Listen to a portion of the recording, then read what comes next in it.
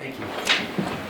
This is from Elder Uchtdorf. He was speaking to the priesthood brother, but I still think it's relevant. He said this. He says, work can be ennobling and fulfilling, but remember Jacob's warning to not spend your labor for that which cannot satisfy. If we devote ourselves to the pursuit of worldly wealth and the glitter of public recognition at the expense of our families and our spiritual growth, we will discover soon enough that we have made a fool's bargain. Remember, we are only temporary travelers here on this world. Let us not devote our God-given talents and energies solely to setting earthly anchors, but rather let us spend our days growing spiritual wings. For as sons and daughters of the Most High, we were created to soar to new horizons. Now a word to us seasoned brethren. Retirement is not part of the Lord's plan of happiness. There is no sabbatical or retirement program from priesthood responsibilities, regardless of age or physical capacity. While the phrase, been there, done that, may work as an excuse to avoid skateboarding, decline the invitation for a motorbike ride, or bypass the spicy curry at the buffet, it is not an acceptable excuse for avoiding covenant responsibilities to consecrate our time, talents, and resources in the work of the kingdom of God. There may be those who, after many years of church service, believe they are entitled to a period of rest, while others pull the weight. To put it bluntly, brethren, this sort of thinking is unworthy of a disciple of Christ. A great part of our work on this earth is to endure joyfully to the end every day of our life. It's interesting, I've seen some wonderful examples in my ward. A good friend is just very close to passing on. Another one has stage 4 melanoma and things like this. And their examples are amazing. No retirement of the Lord's service. Okay, questions on where we are. We started on Wednesday of last week. We started talking about retirement. We explained what we know, the basics. We talked about how do you figure out how much you're going to need. How do you tell if you're on track? Today what we're going to do is we'll continue on and we're doing qualified retirement plans and individual and small business plans. And on Wednesday we'll kind of answer any final questions and we'll finish up with Social Security. So after today, if there's any questions you have, send an email to me and I'll try to include those in our Q&A section from Social Security. Okay.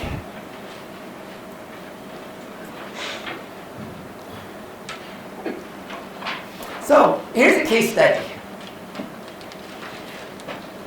Person, 2 offers in San Francisco. Both companies are companies that he could stay with and feel comfortable. Company A, company match, up to 4% of the salary, 100% match. Company B has no match, but has a defined benefit plan. Formula based on average salary, factor 1.5% times the number of years. Assume salary is $50,000 for either firm. Is one of them more attractive? And then, can he participate in other plans? Anyone have a similar experience as you're evaluating alternatives? Okay. Any reason why companies set up plans? We call them qualified retirement plans because they're qualified by the IRAs. Why would a company set one up? Tyler? Increase employee loyalty. Increase employee loyalty. If I feel like you're taking care of me better and you're helping me prepare for retirement, am I more likely to stay? Yeah. Other reasons. How about from an employer's point of view? Sometimes they set up these things so the employers have a retirement plan. Yeah. Other thoughts? Why do companies set up qualified retirement plans? Yeah. Because another company did. Because another company did. You know what? And so you want to be competitive. Lots of different reasons. And what's the main requirement? Basically a stable and available cash flow, and you're willing to fulfill those requirements. And that can be a challenge. What's one of the big challenges with a lot of these older companies? You heard of unfunded pension liabilities? Is that a significant liability? Yeah. Here's the question. Can companies change their retirement plans even after you retire? The answer is yes. So be careful. Be wise in what you do. Two kinds of plans. Number one is employee funded, which are mainly your defined benefit plan. So a defined benefit means the company, through the work that they do, they will calculate exactly how much you will get at. And then a defined contribution plans is what the IRS does, is how much do you contribute. And then what you have at the end is based on how much you put in, how long you keep it in, and kind of how you invest it. So frameworks there. Again, what are the rules? Again, all of this in Internal Revenue Code. They're called qualified retirement plans because they're qualified by the IRS. So do the rules change, or do the amounts change every year? The answer is yes. So we need to be aware, and we need to follow those amounts. This is kind of the structure. If you come to the left, different types of ownership structure. Across the top, different types of defined benefit or defined contribution plans. Notice BYU has a 401k. Now, 401k, TSA tax sheltered annuity, that's a 403b. Notice BYU could also have a 403b here because it's for tax exempt. Any thoughts why BYU has a 401k, or why the church uses a 401k program instead of the 403b? Are all of the operations in the church tax exempt, or do they have some taxable operations as well? And I have no idea whether this is the case, but my assumption is because you have both taxable and tax exempt operations, a 401k works better. So that's kind of my thoughts on why at least we have a 401k here. I could be wrong, but that's an opinion. Again, look at the limits. Notice defined contribution, 100% or 56,000, or defined benefit can be up to 225,000. Now, what have we seen lately with defined benefit plans? Are they increasing or are they decreasing? Decreasing. And so that's kind of an interesting thing to notice that at one point there was a lot of plans here, and now what we're seeing is there's to a significant amount. And 44,000 in 2014 were probably half of that too. So realize that these plans are decreasing. What does that do for risk to the employee? Where is the risk for retirement? It used to be with the company, and now where's it settled? With the employees. So we have to take a major responsibility, or it's going to be tough. It was interesting last night. I sat down with my wife and we started talking about this. As we're getting closer to retirement, the questions are coming up. But it's important that you do it. You sit down and you think about, what do you want in retirement? What do you have, and what do you need to do to get there?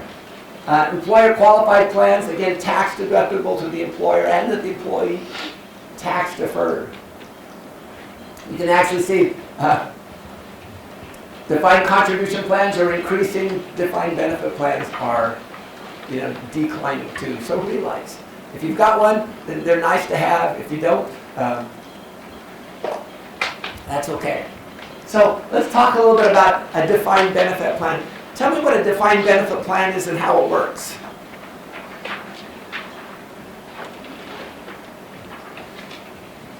Okay, don't everybody speak at once. Here's an example here. Generally what it is, it's a framework. And it's usually some formula, which is usually maybe the top 5 of your highest earning years. It's a certain percentage, like 1.5%, and then times the number of years. And then once you do that, you get, that's the amount that you would get. For example, XYZ Corporation, it's the 5 highest annual salaries within the last 10 years. Let's say you ended at $100,000 for the average for the last 5 years. You were there for 20 years, and the factor is 1.5%, so what would that be? 20 years times 1.5%, 30%. You multiply that times your average, whatever your average salary is, and that gives you the amount that you would get every year for as long as you live. It's not a bad program. My brother works for the California Teachers Union. He does physical facilities. And his goal when he retires, he wants to be somewhere between 70 and 80% of pre-tax, or of his retirement savings. Another good friend who's been retired for about 30 years, but the first 20 years he was in the military. And then he went into a second career for another 18 years. And then he went into his third career. For the last 30 years, he's been living at probably about 130% of his pre-retirement salary. Can you be wise on these things? Yeah. And so should we be aware? So this is a nice thing if you have it. But the question is, not everybody has those. And then the question is, how are you going to take those distributions? So I can take the distribution where when I die, it stops. Or my wife and I were talking what happens when I pass away, she wants to continue that same amount. So that way there's no change in lifestyle. And those distribution offers will change. And so we'll get less if there's, with a joint survivor annuity too. But you get to make those decisions. Advantage of these programs, you can extend it to spouse. It can be significant, 30 to 70% of final salary. So a lot of it just depends. The downside is it's all considered taxable income, and most of the plans are unfunded. So, which means that payments are out of current company earnings, and if the company's not earnings, there's going to be some challenges there. So be wise on the things you do. In addition to defined benefit or pension plans, there's also a cash balance plans. And this is really different, and what it is there's a certain amount that are contributed, and then it grows at a certain amount every year. So what's happening, you don't make any investment decisions, but there's a certain rate of contribution and a guaranteed return. Nice thing about that is it's a constant amount. Benefits are easier to track. And the downside is, companies are using these to get rid of a defined benefit plan. And generally the benefits from this are not as generous as the defined benefit plans. But those are kind of the two key ones here. And then you have to decide, how are you going to take it? How are you going to take your distribution? Are you going to take it all as a life annuity? So you're going to take that whole thing, and so you'll get an annuity for the rest of your life? Or you could take it as joint survivor annuities. And so this is what my wife and I were going to do, a joint survivor 100% annuity. Now what's that 10-year certain? Have you seen that? So first of all, a life annuity means that when you die, it stops paying. So you put all this money in and you die tomorrow, you stop paying. And so people thought, well, let's go a 10-year certain or a 15-year certain. That says, whichever happens, if you live beyond 10 years, then when you die, you're dead. But if you die at year 5, it'll continue to pay for another 5 years. So those are your 20-year certain in life. The joint survivor annuity relates to how much does one receive when the other person passes away. My wife wants this one here. When I pass away, she still gets 100%. It's all right. I take good care of it, right? Heard Dave Ramsey talk about SWI. Sharon wants it. That's his wife. And mine is AWI. Ann wants it. So I think that's okay. Or you can do joint survivor 75% annuity. When the first person dies, the next person gets 75%. Or 50%. Realize each time you make one of these decisions, if it costs more money, the amount you're going to get each month is less based on that. Special joint survivor, and then qualified joint survivor annuity. So what you have to do is you have to figure out how are you going to take these things. So as you get closer to retirement, these decisions become more important. Michael? What if the annuity offer of the pension offers a payout? You could take that as well too. What do you suggest? The downside is the payout is going to be, you're going to have to pay a lot of taxes on it, and it's taxed as though you take it over 10 years. A lot of it depends on kind of what your goals are, what you want to do. Tim? I think you can roll those into IRAs. Yeah, you can roll over the stuff that you don't use into IRAs, but you still have to recognize the Taxes at that time. and recognize the income. I don't know, I have to check into that. So I think mine, I have the option to roll it right into an IRA. Okay. And then I can control it. Yeah, so and that's the thing. Realize with a 401k, You could always do a rollover I and roll it over. Yeah, so you would do that without the taxes too. Yeah. Couple of things you need to know about the difference between a 401k and an IRA. So for example, what happens if you're trying to take $10,000 out for a house? With a 401k, you take it out, you're charged the 10% penalty, and you still have to pay taxes. With an IRA, you don't have the 10% penalty, although you still have to pay the taxes on it. So realize when you're making some of these decisions here, it's likely wise you to do a rollover IRA, take your 401k into the IRA, and then take some of those things from that. What questions should you ask when you're going and talking to possible employers? And you guys are all in that boat right now. So what's it based? Is it average, final year salary, some amount? What's the vesting period? Vesting period is the period on which whatever the company contributes is yours. What's the normal retirement age? What happens if you retire sooner? And are there advantages?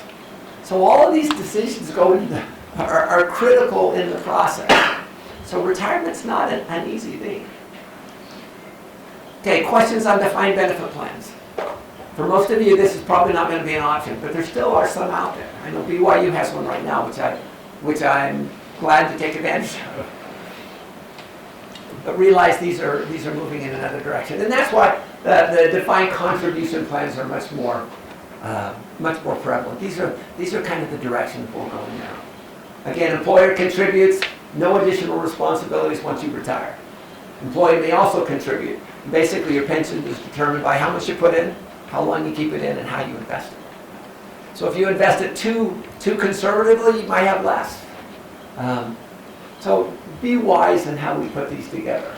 3 different types of defined contribution plans. First one is a discretionary contribution plans, which is at your employee discretion.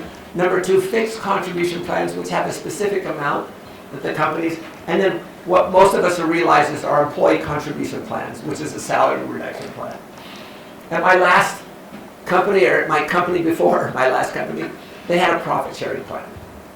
And so it was based on earnings. It was a startup company. In year 4, we barely had any earnings, but we had some. And so it was nice. I didn't even realize we had the profit sharing plan. And after I left, about 6 months later, I got a check. What's the downsides about receiving a check? They had to take out 10% before they send it to you. So do you ever want to receive a check from your retirement plans before retirement? No. Ideally, what you want to do is you'll set up a rollover IRA and you'll transfer that there. But it was nice. Stock bonus plans, basically where part of your compensation is in shares, employee shares of stock, so employee stock ownership plans. What's the risk of these type of things? What's the risk of having too much, Jenny? Enron? Oh, Enron. Yeah. I've read of people in Enron that had 90% of their retirement portfolio in Enron stock. And what's the principle when you have too much there? You're not diversified. What do I recommend if you guys have gone through the investment plan? You see, I recommend probably 10% or less. But what you could do is find out when you could actually sell those stocks. So you can sell them in your retirement accounts. And so hopefully you could do that. I had a friend who used to always, he could buy his company stock, and they had employees could buy stock at 15% discount to the lowest of the previous 6 months.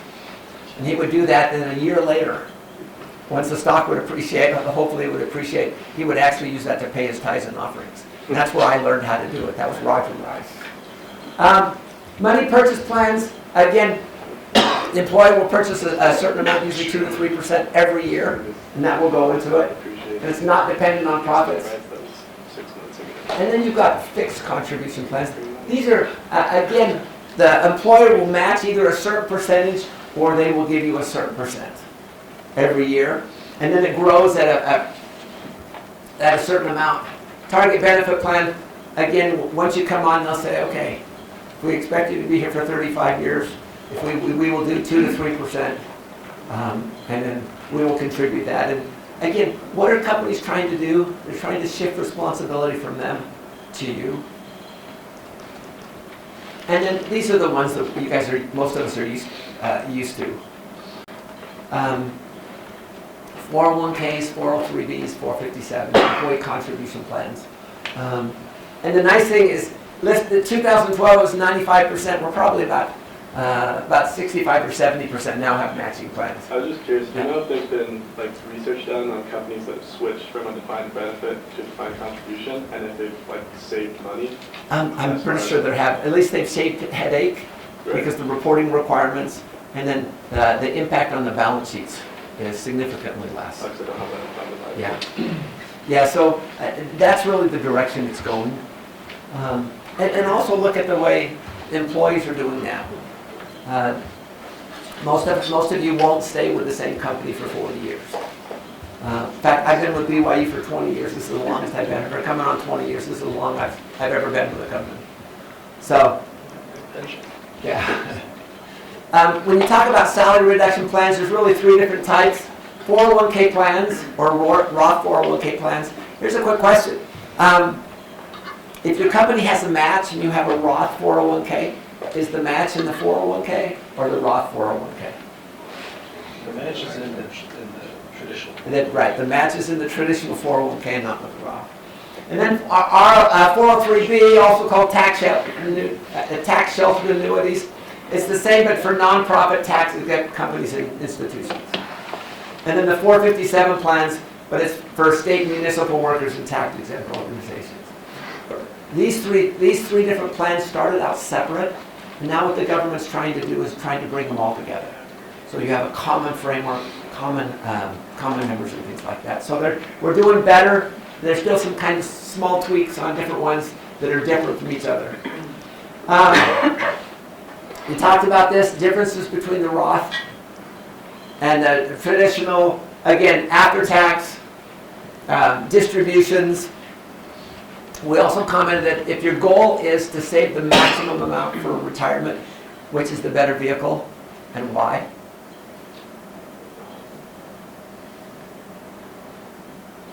The Roth. Yeah, the Roth, and why? Because you pay taxes on it now.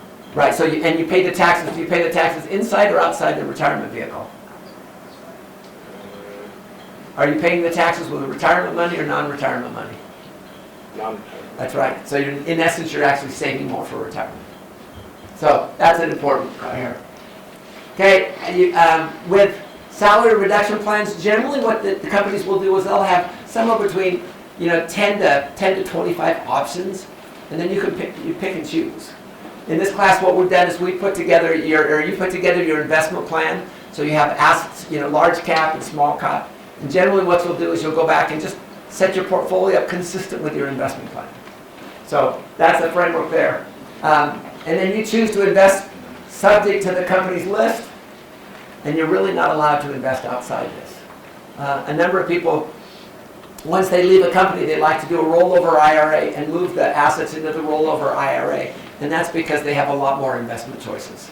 So instead of the 15 or so that the company determines, basically anything you can, or most things that you can buy on the market are available. Advantage to employer, greater sense of control. Disadvantage, there's no guarantees. So what you have to do is you have to be wiser. So this is what you've got on that sheet of paper. Defined benefit, defined contributions, and it's just some of the interesting things. Let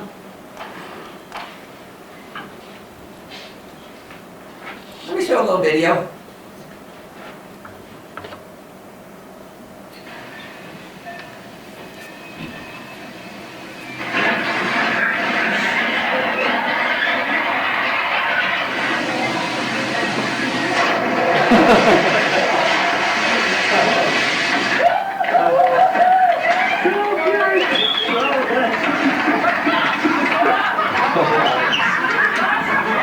I'm not sure if I believe that's real or not.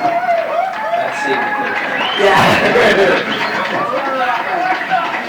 But what we're all trying to do is we're trying to make the best decisions that we can about retirement. And the question is, what happens if it doesn't go the way we think?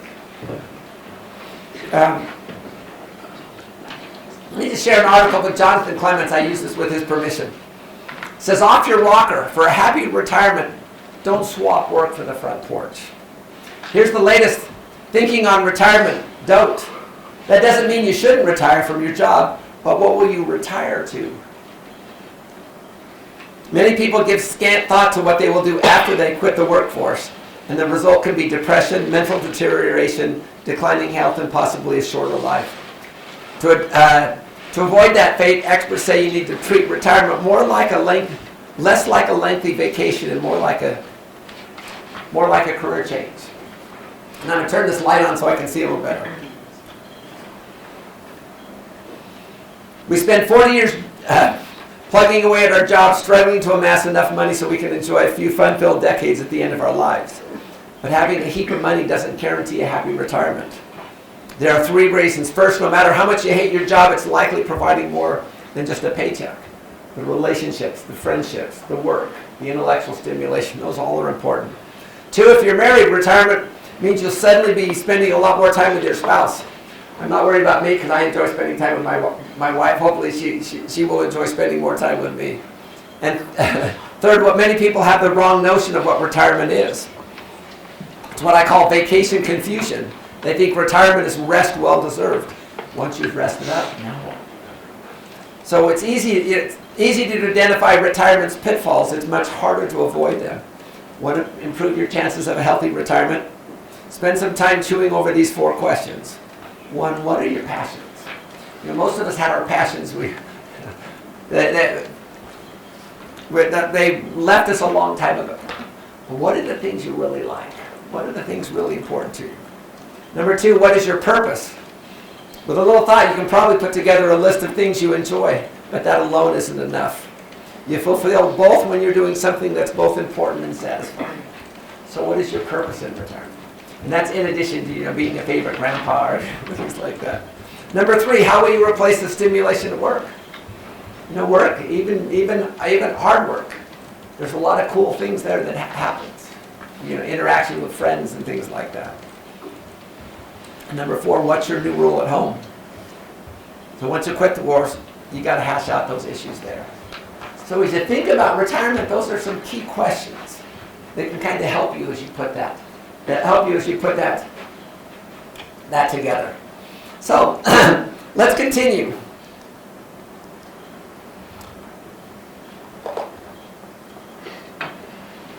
So define benefit. Realize what's going to happen is company's going to give you 15 alternatives, and you have your investment plan, so you should be able to go through and figure that out. But what I do is I find the one that's gives me the best fund that gives me exposure to my large cap. The best fund gives me exposure to my small cap and things like this. A lot of them now have index funds. I know BYU's plan has a number of index funds too.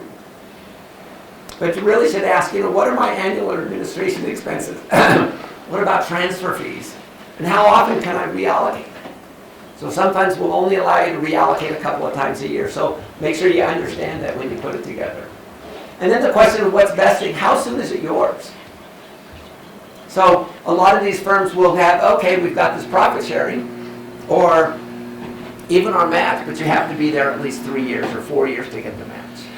So vesting refers to the time when the company match becomes yours. Here's just a couple of kind of major vesting schedules that many of these companies use. I've actually heard some companies that you're immediately vested. So it varies company to company. Tax considerations. Realize when you put money in a 401k you get the tax benefit now. But when you take it out of retirement. So you put the money in, you've kept it there for 40 years, and when you take out for retirement, what do you wish it was? Taxed as capital gains. But what is it taxed as? It's ordinary income. So these tax deferred accounts magically convert capital gains into ordinary income. So beware. Beware on that too. Also, if you take early withdrawals before age 59 and a half, and the bad thing here is this mandatory annual distributions, required minimum distributions. So be aware of those too. And what a required minimum distribution is the government gives you this benefit in your tax deferred plans, and that benefit is that you don't have to pay taxes on it. and it grows tax deferred. But what the government says is when you take it out of retirement, it not only becomes ordinary income, but at age 70 and a half, you have to, they require to start taking the required minimum distributions. How is your ordinary income tax rate like determined when you're retired? Because you In retirement, it's how have much- like an income. Right, so what happens is anything you, first of all, anything from, we call it tax now, tax deferred, and tax never taxed accounts. So the first thing what happens is anything from a brokerage house, a bank, or things like that, that's considered tax now money. Then anything you pull from your retirement accounts, generally, most of that's tax deferred. And ideally what you'll do is you'll pull from those up to what your target tax rate is. And then anything beyond that you pull out of your tax never taxed accounts, your Roth accounts. And so in essence, you're targeting your tax rate in retirement. So realize everything except Roth is considered ordinary income.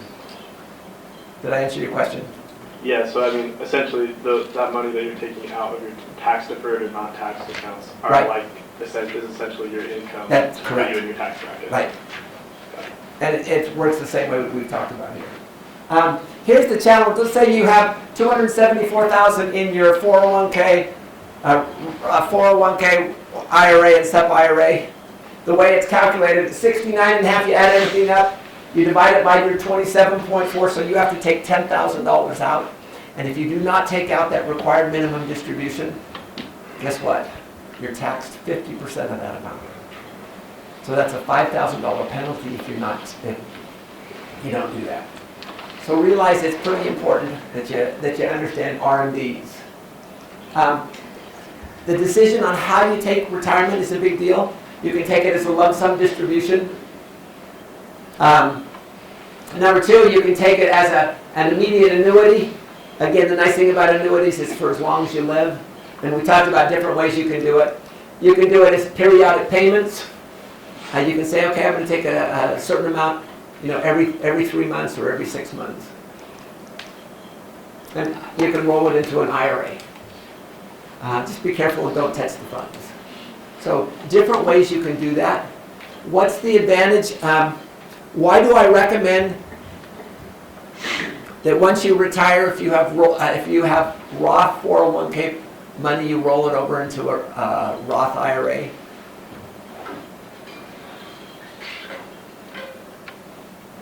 Okay, with the Roth IRA, are there any required RMDs, required minimum distributions?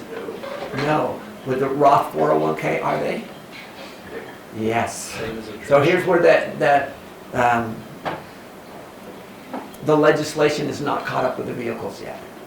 So once you retire, take the money from your Roth 401k and move it into a Roth IRA so you don't have those required minimum distributions. Could you do that just on an annual basis, up to the maximum amounts? Oh, no. Once you can roll 100% over, regardless of amounts. So what you're doing is you're just rolling it over from one Roth vehicle to another Roth vehicle. So just the rough portions? Right, just the Roth portion, only the Roth portion. And realize, again, like I said, the legislation hasn't caught up with the vehicles yet. Watch the legislation. Pardon me? So watch the legislation. Yeah, watch the legislation. So here's questions for defined contribution. Does it have a match? How much is it? How soon until I can contribute to get the match? Those are questions. What's the vesting? What's the normal retirement age and any advantages of working past age 65? So just different questions. So, questions on defined contribution plans? Yeah. My question is just to clarify, if you have a traditional 401k and you roll it over into a traditional IRA and you're under 59 and a half, does that 10% penalty not No. apply? As long as you never take control of the assets. So for example, you're in your company and you decided to leave. So once you leave, you go and you set up a rollover IRA and you instruct them to transfer the assets from your traditional 401k to that rollover IRA. And if you do that, there's no cost for you. Okay, but if you take a distribution out of that, There's that traditional either- IRA, right, is there then- the 10% penalty? Yeah. Gotcha. And then it's all considered ordinary income too. So be careful.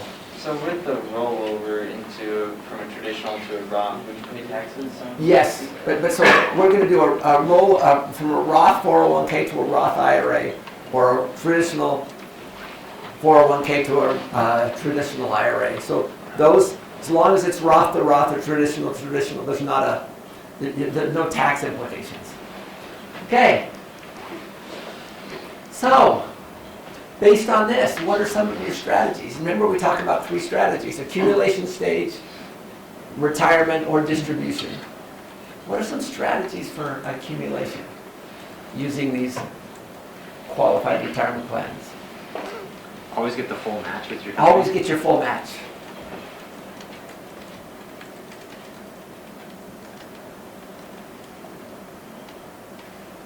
What, Tyler? You mentioned using your missions to Yeah. take those. Using your missions to transfer from traditional to Roth accounts. So we're looking at missions.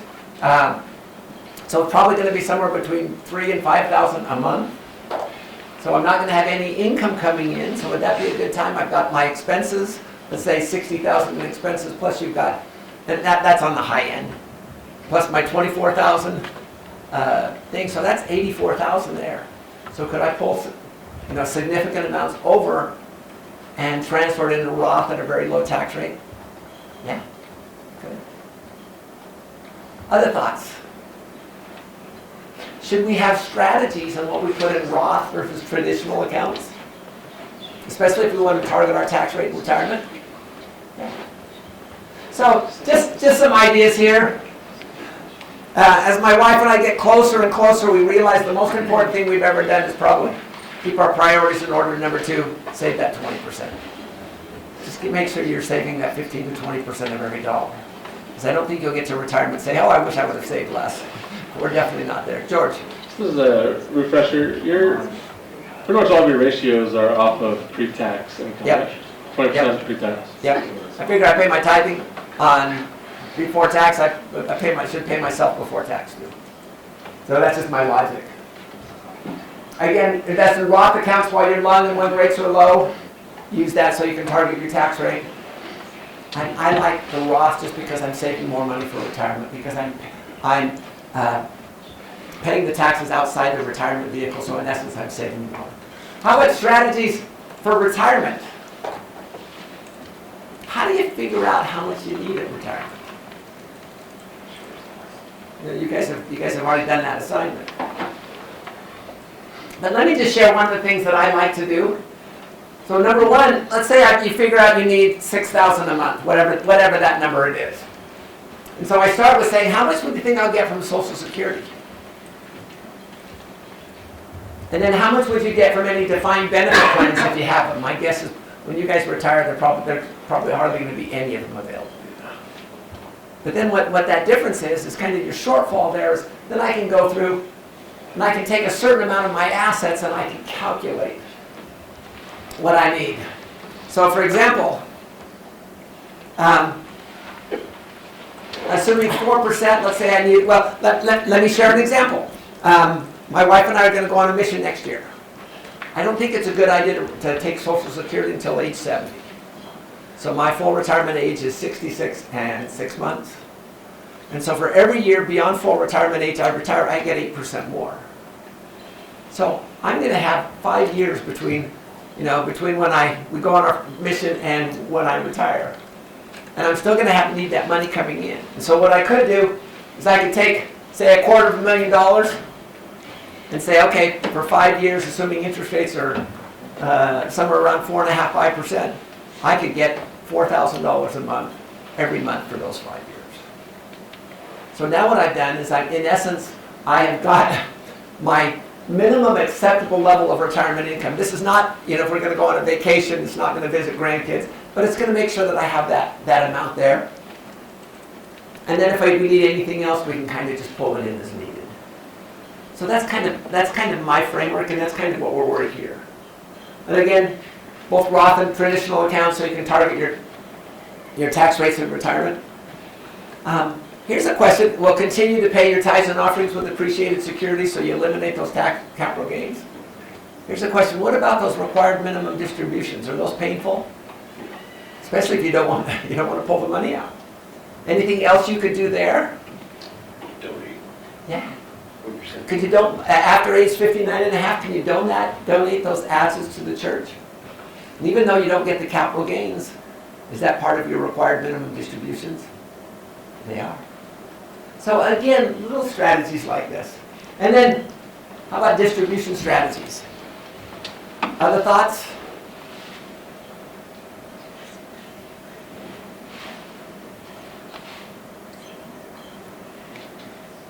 Here's some that I came up with. Again, target your tax rate. Make sure you pay your R&Ds. Again, my wife and I are going to be doing this, is again transferring money from traditional vehicles into Roth vehicles at a very low tax rate.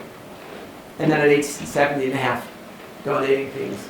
And that becomes your part of your R&Ds, your required minimum distributions. Do you see how as you have strategies in these areas it can be helpful? And that's what we want. We don't want retirement to be a total shock. But we have to make decisions. And so if we can kind of think through some of these areas here, are we going to think through everything? No. But at least if we can have a few ideas and make a few decisions, it can be worthwhile for us. Let's go back to our case. How would you respond to this? Assuming he likes either. Both firms are good firms.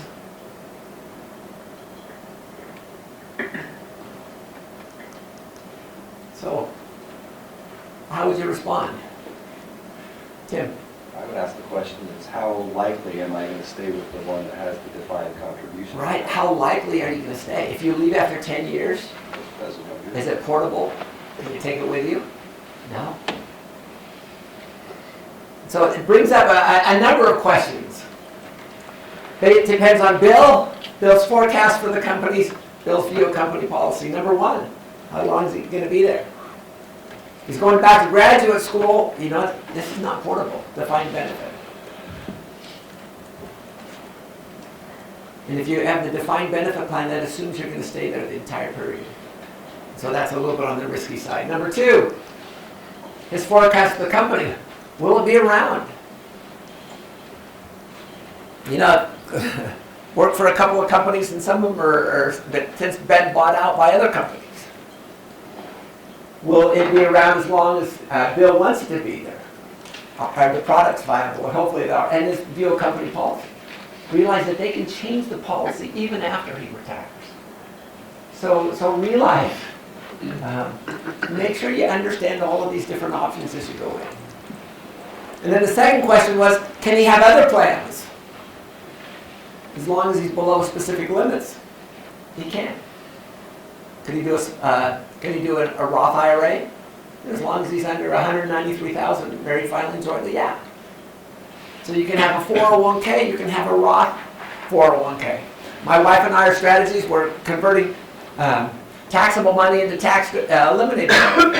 So we're maxing out our Roth 401k here at BYU, and we're maxing out Roth IRAs for both of us. And so again, we're kind of trying to increase that, last dash before you retire, quite to increase those numbers. But it's all, it's important as we think through these issues. Okay, questions on qualified retirement plans. Again, that handout hopefully is helpful to you because it just kind of reminds you of some of those things there too. What's the maximum you can do in a qualified retirement plan, at least the defined contribution per year in 2019? 19,000. How come I can put more in? Because I'm part of the OGC, the Old Geezers Club. Okay, I can put 6,000 more, so I can do 25,000.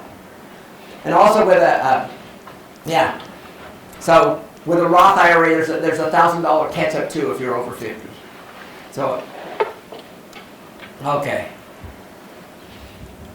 How about individual retirement plans?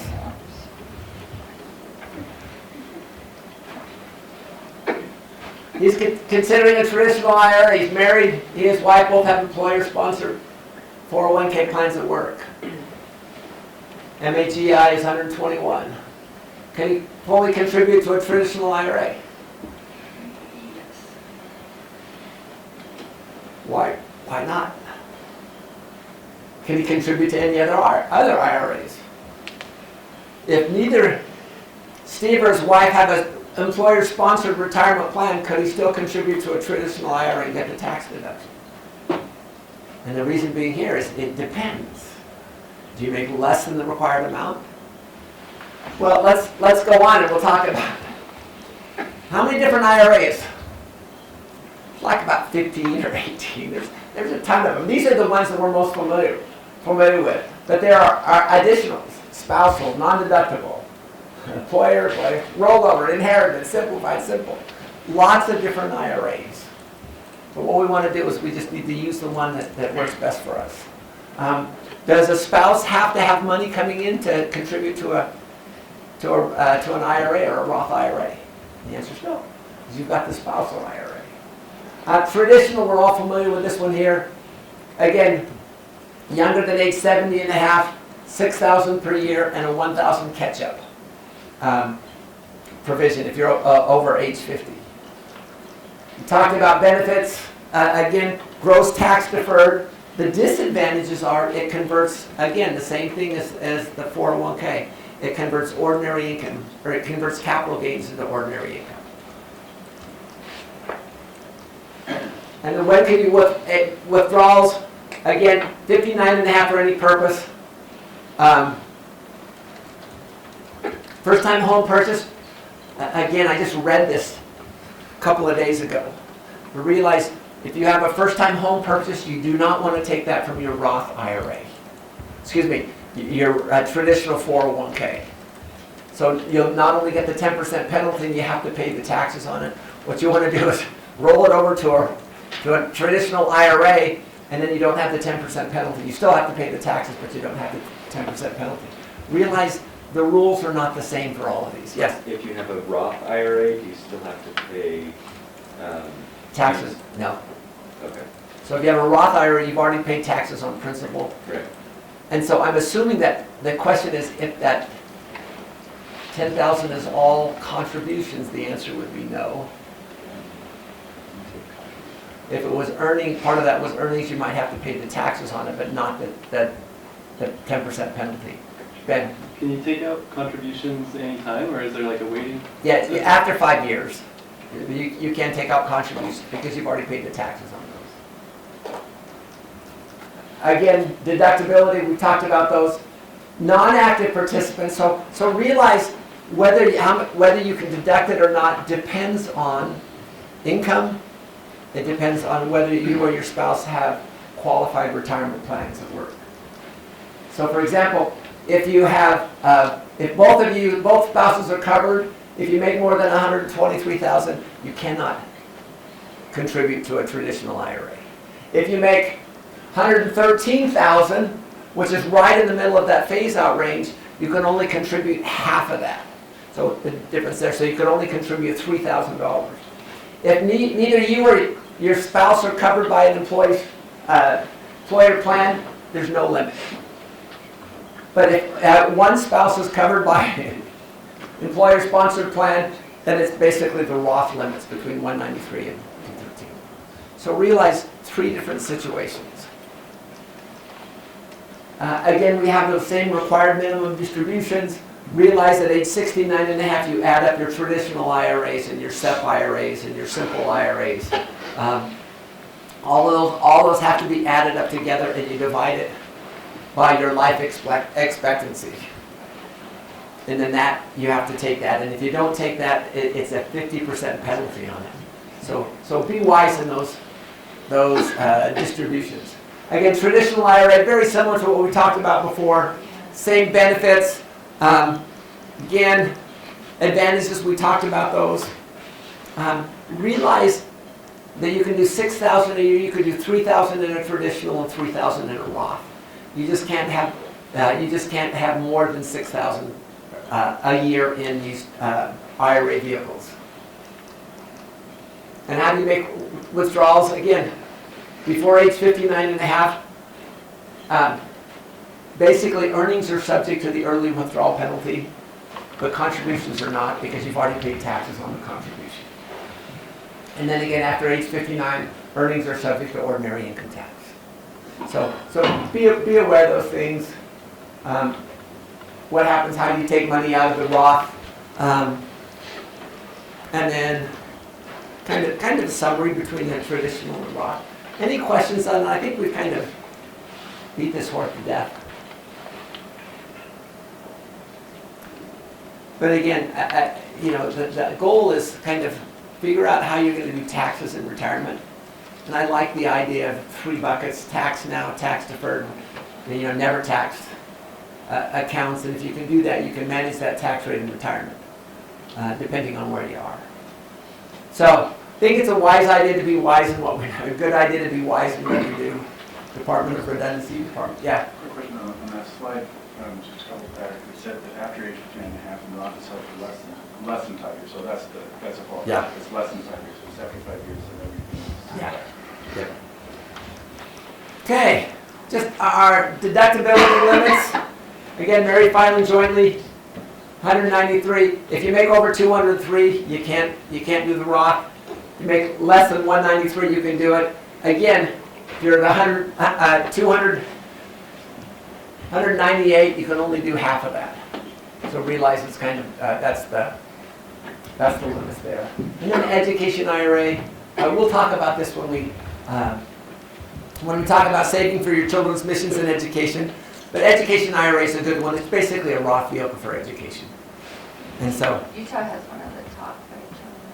yeah. So I like the 529 best. Education IRA is my second choice. Yes?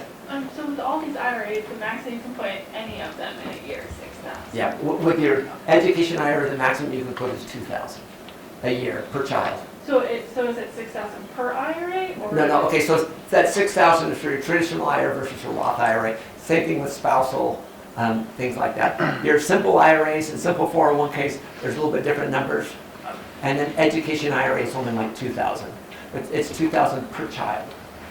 So in addition to that 6,000? Yeah, in addition to that 6,000. Okay.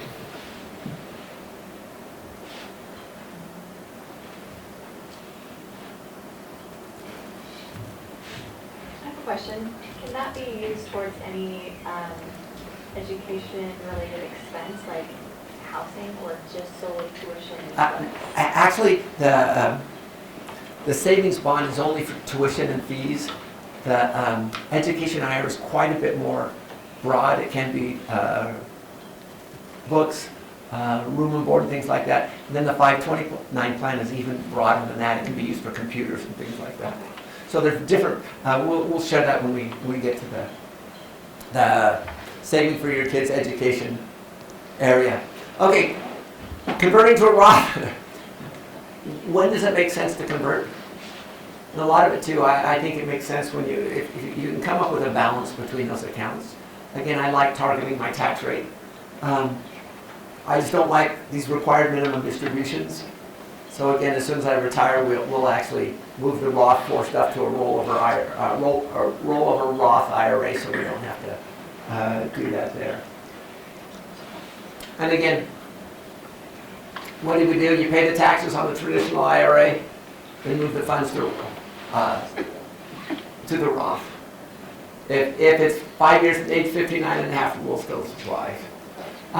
As you transfer, just be wise.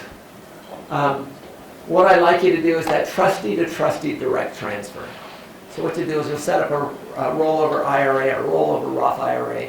Then you instruct the people at the rollover IRA, that company, just to do a trustee to trustee transfer. And that way you never see it, you never miss it, and it just comes over. Doesn't hit your account. Yeah, it doesn't hit your account, and they won't.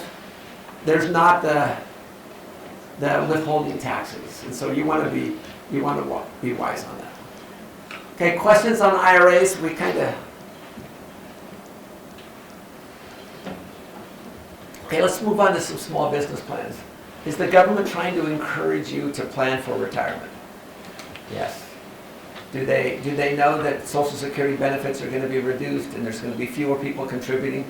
They know this. Next week I won't be in class. There's a White House summit on financial literacy. And so they're bringing together a lot of these schools and institutions that are kind of working in that area, and we get to go to the White House and we get to be at a summit there. So I'll be at that next week. But the government realizes this. They're trying to encourage financial literacy. We've got an article on best practices in financial literacy. I'll put it up on the net. It's a really good article on how do you teach and how do you teach it better. Yes? So it's actually, state, the high school requirements for Utah requires it, but the class that they teach at my kids' high school is terrible. So there's a lot of work that needs to be done, right? I would agree. When my kids were taking their class too, they'd be taking the test. Dad, here's the problem. So I'm hoping some of it sticks. Yeah, they just taught me, I think they just mostly done with credit cards. Yeah. It was terrible. It wasn't anything. But at least they're doing something. At least they're trying. At least they're recognizing the problem. It's interesting, as I went through this, best practices, I thought it was amazing. The only thing that they left out is that you need to understand what you have to earn versus what you have to when you borrow, that's an after-tax amount, and when you pay it back, you have to earn a before-tax amount. People don't realize the impact of taxes on how much they have to earn. You have to earn your 7.65% Social Security tax. You have to earn whatever your federal marginal tax rate is, and you have to earn your state. So for every dollar that you have to pay back $1, you have to earn $1.50 or $1.60. And the inconvenient truth is, if the governments would reduce their taxes, it would make it easier for people to pay back their loans. So interesting stuff. So there's a lot of different plans for small businesses as well. Again, you can contribute to SEP IRAs. Let me just share a quick story. When we moved from Walnut Creek, we moved from San Francisco to come here. I had some money coming in from some equity I had. And one year I came in and I paid the taxes. Then I realized, I could do a SEP IRA. So I paid significant amounts of money in stupid tax because I didn't realize the things. SEP IRA is a wonderful plan. There's two different categories. One is plans funded by the small business employer.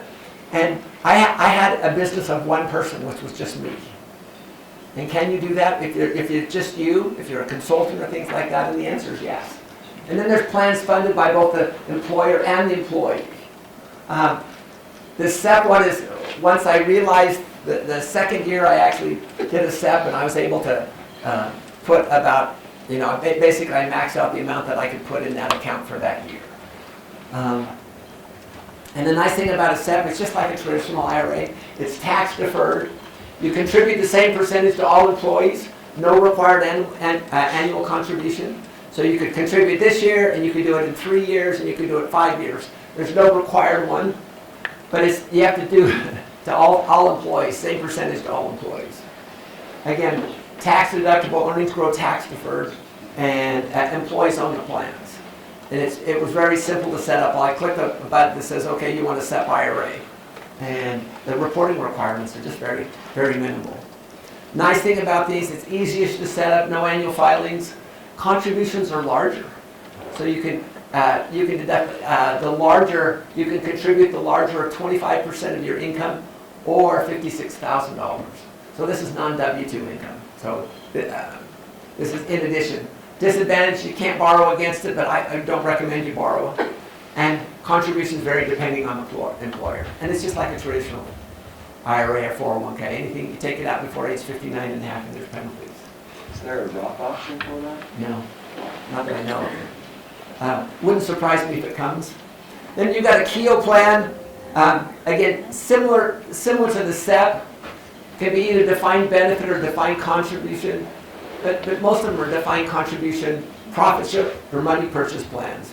Again, kind of the same percentages here. again, tax deferred. And you've got to establish it by December 31st of each year. And then you've got plans funded by both the employer and the employee. Again, simple plans. Notice these contribution limits, $13,000 per year. Why is this less than a qualified retirement plan?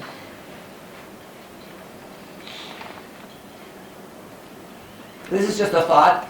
You know, if you take this, the assumption is that if a small business, you're going to do this one here, you're probably going to do an IRA as well. So that $13,000 plus the $6,000 brings you up to where the basically the the qualified retirement plan is too. Again, simple plans, again, required, the employer's either required to match or they'll match anywhere from 1% to 3%. So either contribute at least 2% or do a match. And I think you've got help there too. Again, downside again, it's only $13,000 here. But depending on your income levels, you can actually save quite a bit if you'll kind of think through the issues on what's going on. And then simple IRA, it's very similar. Again, same limits. Tax deferred, grow tax free. And again, the employer's required to match at least like 2%. Yes? So what if an employer, like what if what if an employee is like matching elsewhere, somewhere, or putting money in elsewhere? How does that work? Because is that going to limit, because you have to do the same for every employee, but then if they can't have that. Right. So let's step back for a second. If it's let's say you're working for a company and they have a 401k. Now, your W-2 income would only work with that company. You couldn't take W-2 income from company A and use it to go and establish a small business plan. But let's say you're working for company A, and then on the side you have this lawn mowing business or whatever your business is, and then you have income coming from this business. That second business there, you could actually have, you could use the revenues from that one to put in kind of a SEP IRA or things like that. So you have to have two businesses. You can't take it from like your regular job. You'd have to have kind of a separate business income. And then you've got simple 401k. Again, you've got to contribute at least 2% or match employee contributions. Okay, so there are plans. So what would our strategies be? What would our strategies be for small business plans, individual and small business?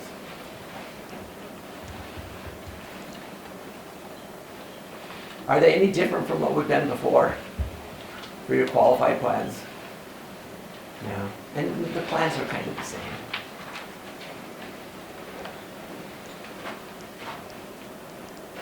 So what are some plans in addition to these here? What are some things we may have not thought of?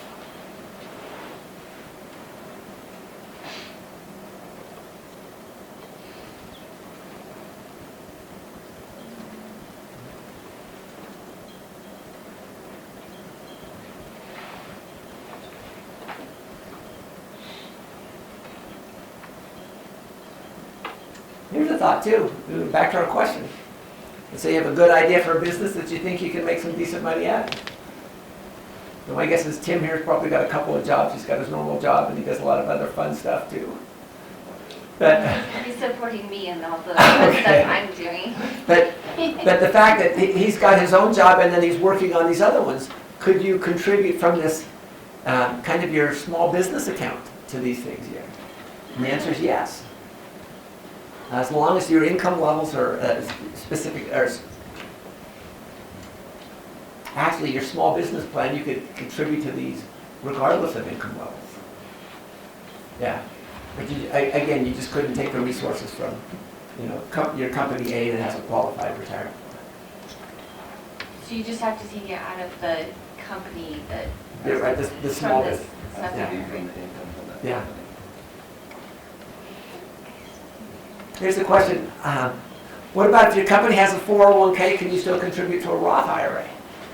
Yeah. as long as you're below the income limits. Again, retirement strategy is very similar to what you had before. And again, I like this idea of just I like to annuitize my minimum level of retirement income. So if I have that coming in every year, then I know that I can survive. Again, this is not visiting the grandkids, this is not going on the vacations, this is not doing all the fun stuff, but it's just kind of that minimum level to survive. And I'm guaranteed that for the rest of my life. Okay. And then the distribution taxes. And there's our distribution strategies. And there's different ways of doing it.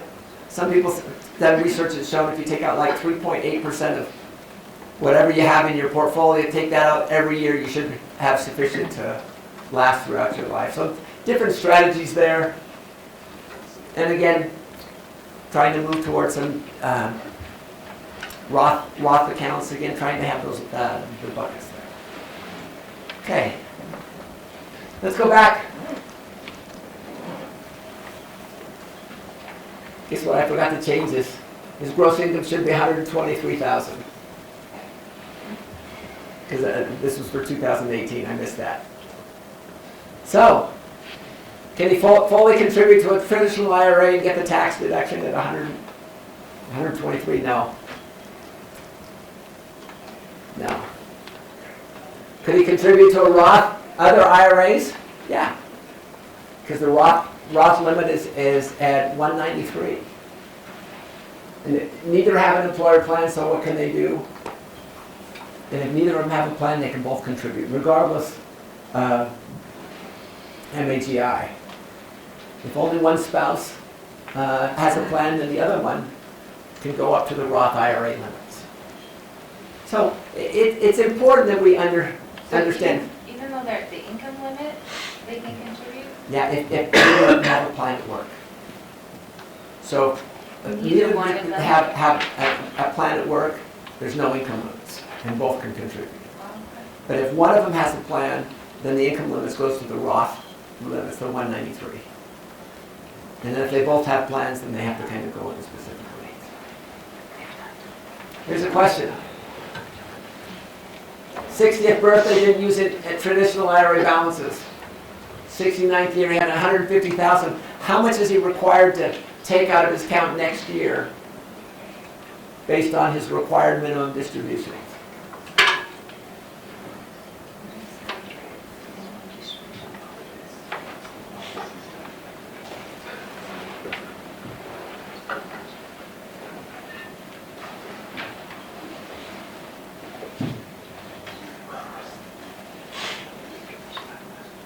What do you do?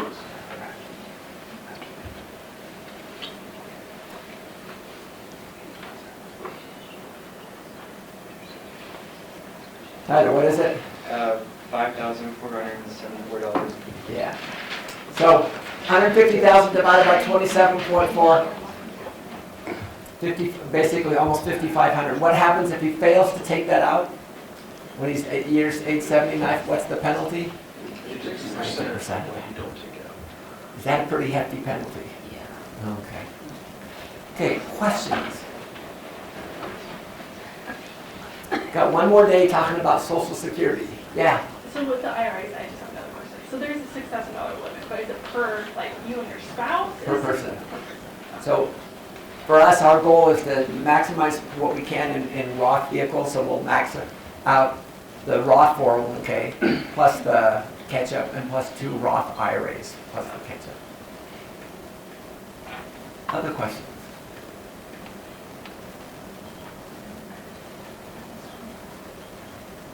Okay. Takeaways.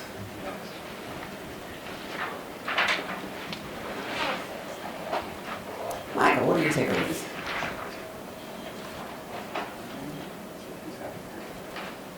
I like the idea of targeting your tax rate. Targeting your tax rate. Strategy. Yeah, I think it's a good way, and we can do it. Because retirement is, you determine how much income you take by what you bring in. Tim, your takeaways. My takeaways Uh-huh. is to diversify your retirement. Yeah. diversify. Michael? Always take the company match. Yeah, always take the company match. Robert? I liked how we talked about how you can use a SEP IRA to Yeah. contribute more. You can get a 401k if you have like a small business on the side. If you have small business on the side using that as SEP IRA, don't make the mistake that I did. I paid enough idiot tax for all of us here. Neil? I thought it was interesting thinking about what we all picture retirement to be like, and how some people are depressed and they don't realize that jobs give them much more benefit that can see and be really thoughtful about it. That will really be proactive about what you want retirement to be. Yeah, be thoughtful about what you want retirement to be, because it can bring things. And I have to admit, my wife and I are talking about when we get back from our mission, what are we going to be doing? And I think I'm probably going to go into construction and go back, because that's what I did when I, in my early years of my career, just building things. So here's my takeaways.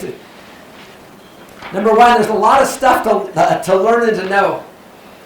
Make sure you keep understanding the basics and keep upgrading your knowledge. Number two, follow the priority money, get the match. It's free money. Don't leave it on the table. Even if you don't think you're going to be there very long, get the match. And number three, even though there's retirement from our work, there's no retirement in the church. As disciples of Christ, we joyfully endure to the end. Thanks, everyone. We will see you on Wednesday.